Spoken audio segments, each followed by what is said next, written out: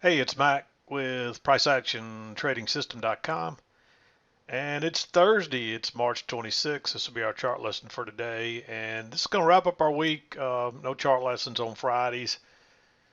I stopped doing them on Fridays a while back just to give myself a break. I usually like to get done early on Fridays and cut out, and I'm actually doing this one a little bit early today. Normally, I'll wait till the market's closed or real close to closing, but I think I'm going to leave a little early today. It's 80 degrees here, and for the first time in a long time, there's not a cloud in the sky. It's not raining here.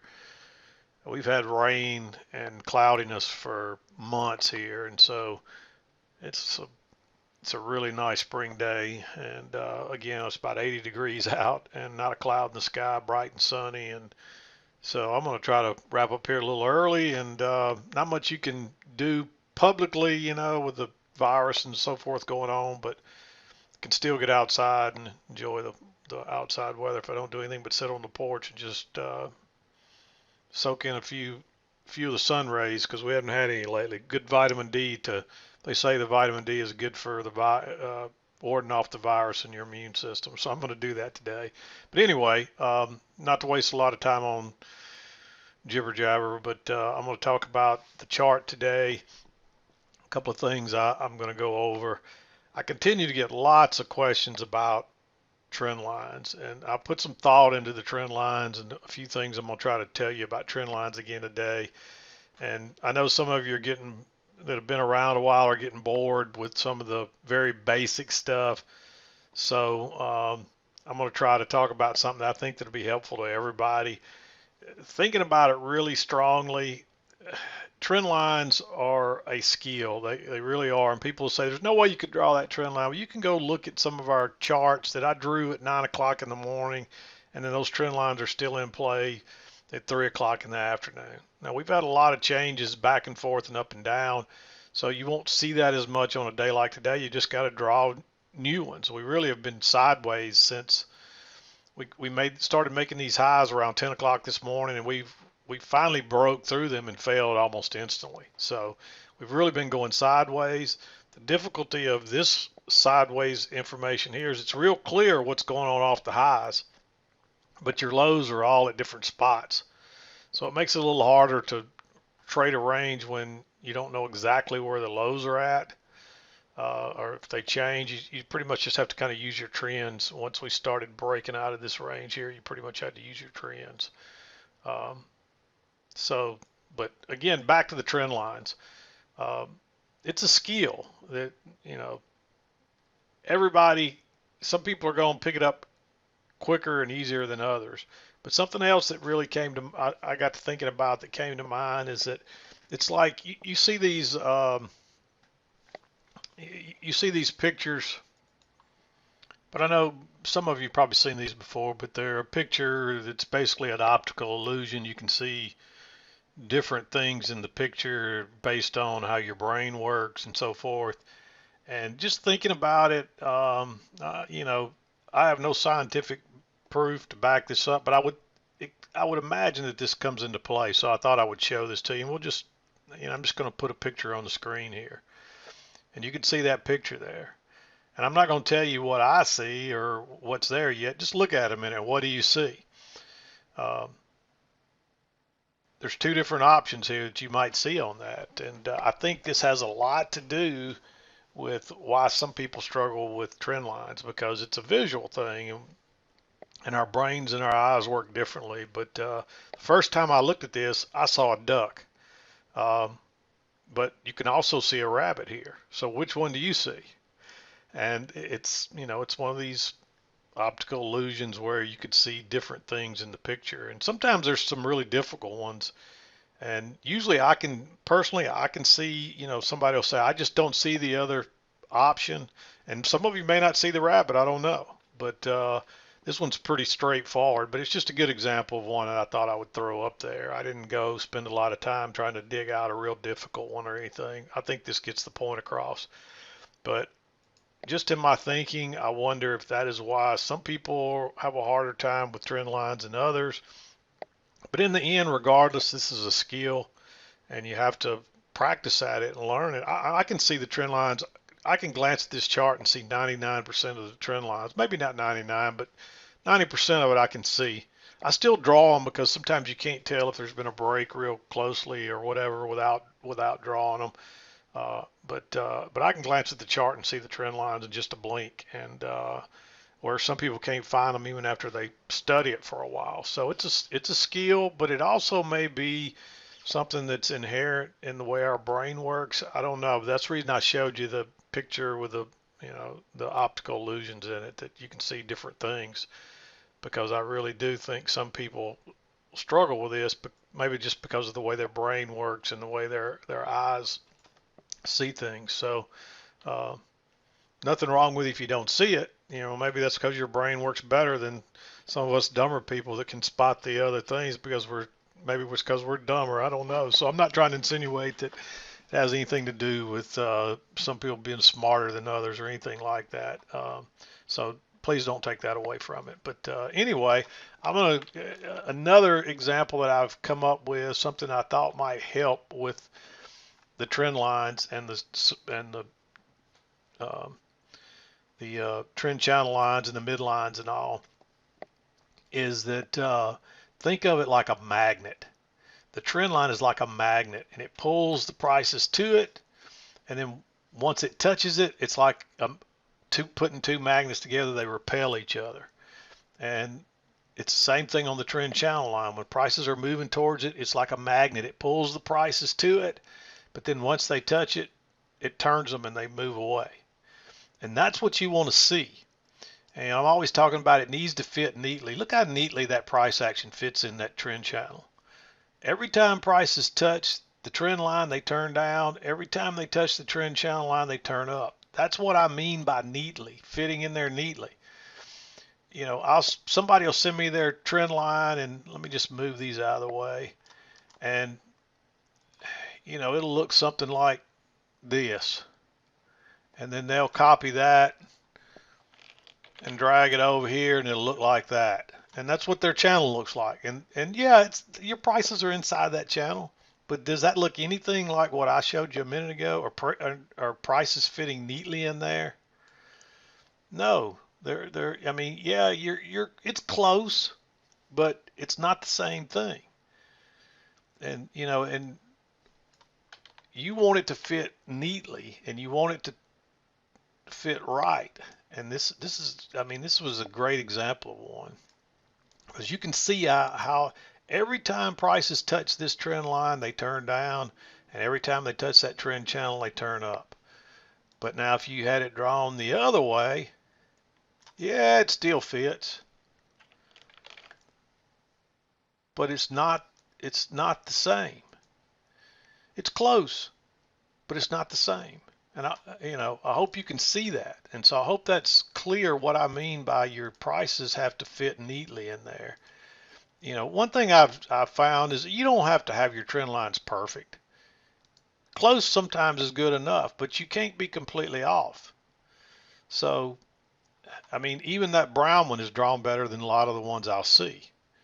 And as an example, I had somebody send me one today. I'm going to see if I can draw it the way they drew it. I think what they did was they started right here and they drew it up somewhere up through here, like so maybe. And you could say, hey, that kind of fits in there. I mean, it does fit in there a little bit.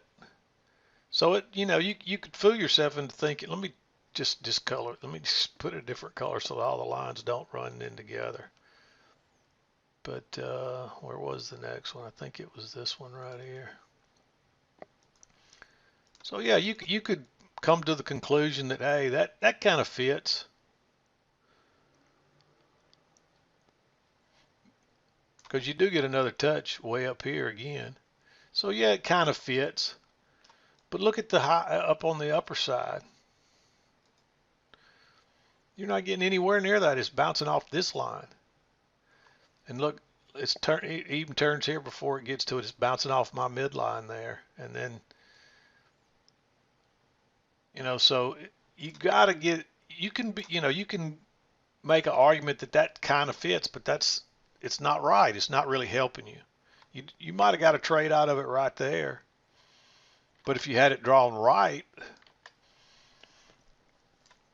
here, and I'm going to show you, I had this trend line in here by well before 9 o'clock this morning, and prices didn't hit here until almost 9. And you really could have had this trend channel line in here by really by 8:30 easily, so half hour before prices ever came down here. And you'll probably say, well, how do you do that? Well, I drew the line off the top before I drug it down. And you can, and I'll show you, I do that a lot. You just draw it off these upper trend line and draw it down, and you may only get one touch off of that day. You may not get any, but you can see that's right, and you can see that midline, how it acts as a magnet, pushing and pulling as well.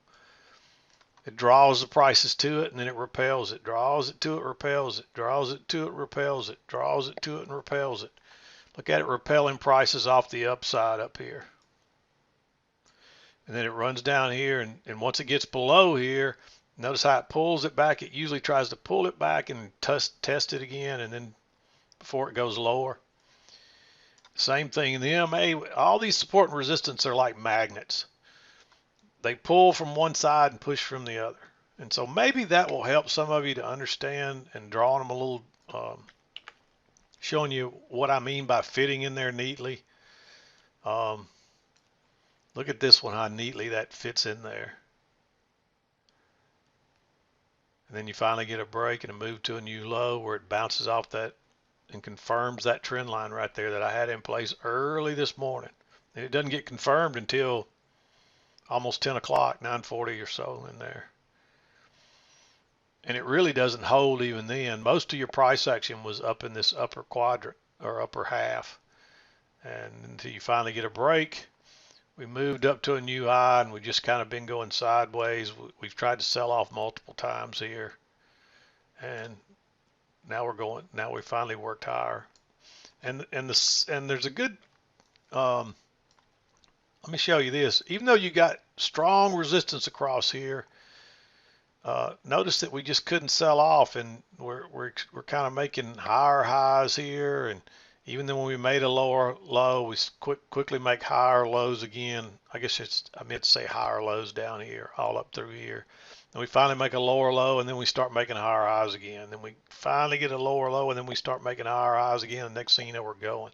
Those are the clues. The fact that we couldn't sell off, or we didn't run back down to the very lows each time. If you tried to move this down here, you might have had it here for a little while. Then it was down here. Then you start working back up with it because you're not coming back down here. Even though you're coming off these highs, you're making shallower corrections. We finally get one that goes a little further, and then quickly we make lower ones again. So all we really did was get in a little flatter channel right here. You can extend this line on over. And we got into this one that's just a little lower than that one, and you can see it held there, we had a little failed breakout, it held there, so it's just another, we just went back into another range. And then there's trend lines within these ranges,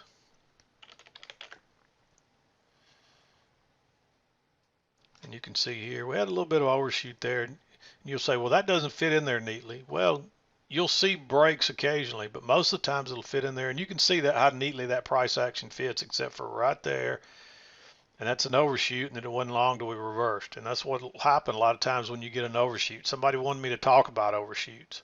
Well, a lot of times as you get an overshoot, what that'll lead to is a reversal. And there's another one. The price action really fits better right there.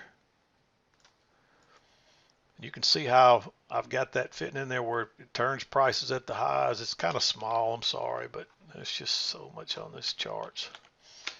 You did have a break really early, but that happens sometimes, especially in these ranges and things. And then you got one coming down Let me show you a real steep one, how well prices will fit in there.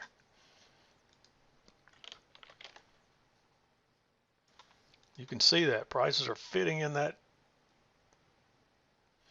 real neatly using the closes. Somebody else, I mean, I talk about that over and over and over. You might see the stem sticking out a lot, but that we're only interested in the closes down through here and up through here. Yeah, the stems stick out, but if you look at the closes, those are what are fitting in there neatly. So maybe I should say that, and maybe I should clarify that too. I'm talking about the bodies of the candles, because I say that all the time, and this guy, it was like an epiphany to him, and I know he's probably listening.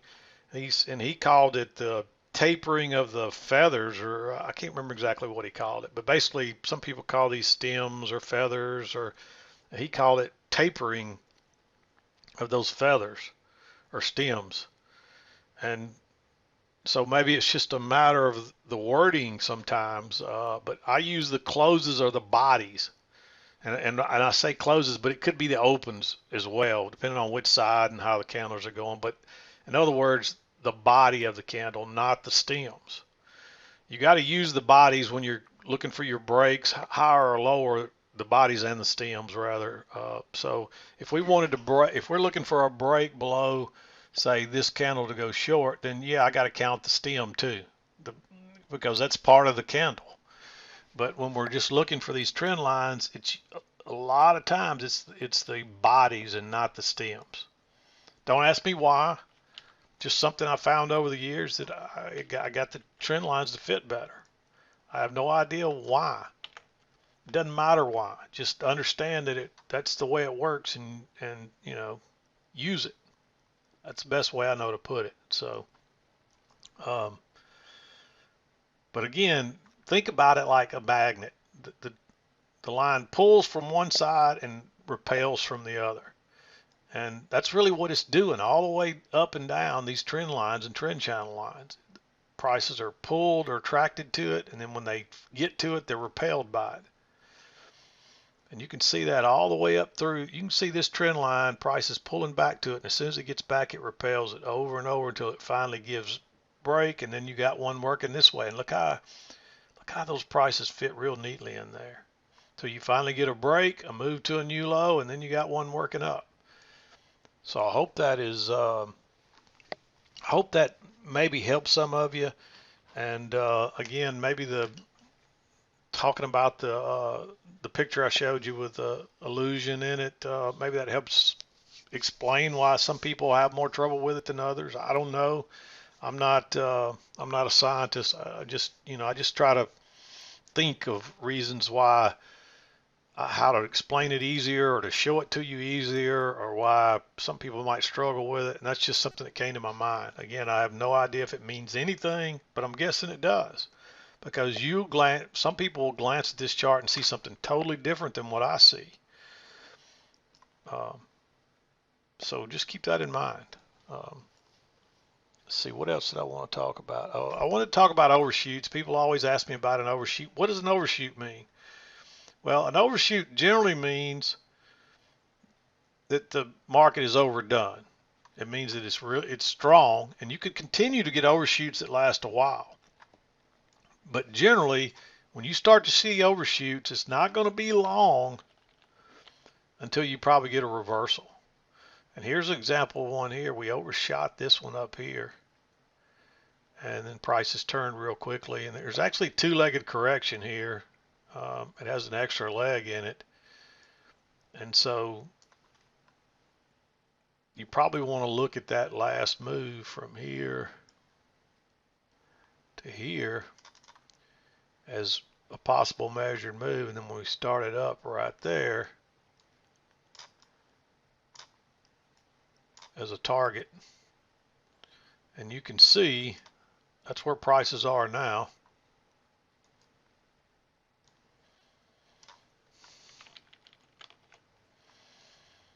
So much stuff here. You can see we actually went way further than that before it was over. Well, I won't say way further than that, a lot further than that, but we went a little higher than that.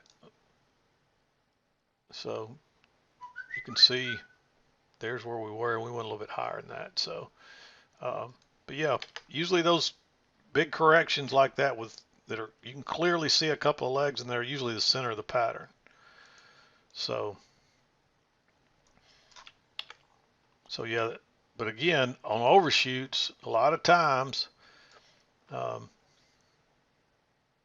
again, it's just like they're basically like a failed breakout or whatever. When they reverse, and a lot of times, I always talk about these failed breakouts, how these lows on a failure or high on a failure are often important highs or lows. And you can see right here, after that failed break lower, that was an important low, because look at that big move up right there. It doesn't look like much from there, but it's a big move. I mean, that's from 25.62 or so all the way to 90 maybe, so almost 30 points. And then you get a failed break here, and that moves from 25.90 all the way down to 25.45. So, almost, 40 plus points there, almost 50 points. So that was an important high. And then so remember that. Then you had another breakout here, and there was another 10 or 12, 15 points there probably. I'm not even counting them. Then you broke out the bottom, and then look at that move afterwards. So those are often very important highs and lows for the day. So keep that in mind and remember that. Let me see. We'll look at my notes real. One other thing that I wanted to clarify is what to look for on a trend line break. And really, when we call it a trend line break, what we're looking for is a convincing close outside the trend line. Like right here, notice how we closed outside of it, but that's not real convincing. It could be enough, but you want to see convincing. Look right here how we continue to close, and we closed a bunch. That's a convincing close outside the trend line. You definitely know you got to close outside there. Here, possible, but not 100%. And notice we did move down to a new low and then break higher, and then trade higher. And we actually tried to come down and test it again, but we continued going higher. So on one like that, you might say, if you continue to get a really good short set up, you might continue to go short, because it's not real convincing. Here's another example. We technically closed outside that trend line right there, and that one was a little hard. See, and that would probably make it really hard for somebody that's not good at finding trend lines to find that little channel. But you can see how that is the right, I've got it drawn properly. Look how neatly prices are in there and how it's turning on both ends. But because of that right there, it would probably throw you off. But I've done this so long, I can see the trend, even with those you really got an overshoot here and a break here. It's not real convincing though. And then of course you get another close up here, and that one's very convincing. And then you push up. I don't know if we made a new high or a double top there or not. Doesn't matter. It still turned out to be a failed break higher, and we turned lower again. But hopefully that makes sense on the what we're looking for on the break of the trend line. But anyway, the main thing I really wanted to show you today was talk about the magnets and being able to spot these trends. But you have to get these trend lines at least close. You can't be way the heck off. Just an example, this one down here, you can't draw your trend line like this right here. And I think this may be the way that gentleman had his drawn, because you can see this trend line is not turning these prices. You miss this altogether, and you don't really ever get another chance to go long at that trend line, except right here when you get a close outside of it. It's not turning anything off the highs. Yeah, it kind of looks right if you're inexperienced at this, but it's not. So I hope that's clear. again, you want to see it holding the prices neatly like they are here. And this one may not even look like it is, but if I make it big enough where you can see the midline, you'll see the midline is coming into play there.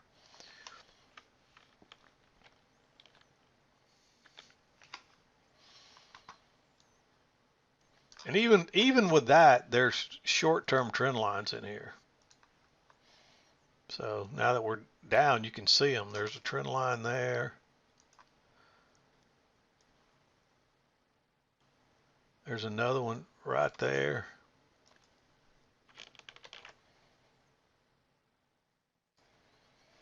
We actually looks like we get a little overshoot, but you can see how it's kind of holding prices there, and then you get a break. But there's trends within trends. There's ranges within trends. There's trends within ranges. There's ranges within ranges. Ranges within trends. That's why price action works on every level, because it's universal at every single level. It works almost the same way. You can see all these little trend lines I've got drawn in here. You know, and somebody will send me their chart. It's one other question I got today, and let's see if I can find it. I think it was somewhere right over in here. But I don't know if I can just find an example like it. I'll show it to you. I'm not sure where it was. It was something similar to this, but he had a big bullish bar right here, and then he has a little bearish bar right in here, and he went short under it, and it went about 2 ticks and reversed on him, 2 or 3 ticks, or no, maybe he even maybe the scalp actually worked. I believe it did, but then it reversed quickly on him. He's like, you know, why did this perfect looking second entry fail? What maybe it looked a lot. No, I wish I knew exactly where it was, or I could at least find one that looks like it. But just remember, inside bars are not as reliable, and an inside bar is not your signal bar. The signal bar always makes the swing high or the swing low.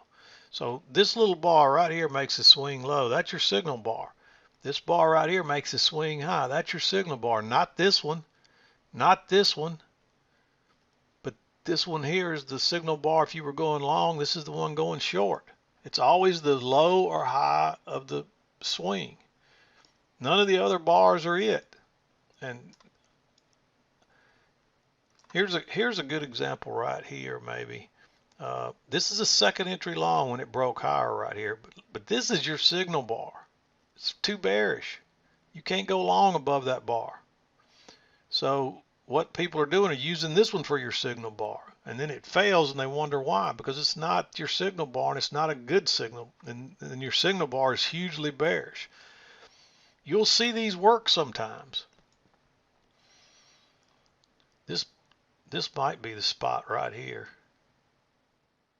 No, that's not it either, I don't think. I don't know where I mean, I think you get the point now. I wish I could find a really good example of one, but I'm struggling to find one, of course, here. I'm just going to pause it and see if I can find one. Okay, I found one right here. All right, notice you got a new swing low there. It's lower than that one, so your count is 0. And you go first entry. And you start correcting again without making a new low, and when you break below right there, that's a second entry short, and this is very much what his looked like. But guess what? That's not your signal bar. This is your signal bar. Look how bullish that is. So you're looking for, even though a second entry triggered right there and a second entry short, which you'd probably be still kind of to the short mindset right here, that's not a good setup, because this is an inside bar and this is your signal bar and it's hugely bullish. Now there may be some cases where a short like this makes sense, but technically that's not your signal bar. This one is. Now if the market's in a free fall and this is right off a key entry point and so forth, and every time prices break lower off that is rocketing off to the downside, well, you might risk that trade. But right here it wasn't worth risking, and it still would have given you a scalp before it bounced. There's some other reasons too, because look at the support across there. this actually looks like the spot he was talking about, and this could be it because it was just recently, just this afternoon that I got that. So that may be the spot he's talking about. I don't know. Um, Seems like he had a trend line on there, but you could probably argue for a trend line right there. Yeah, you got a trend line. So, but that's not a very good trend because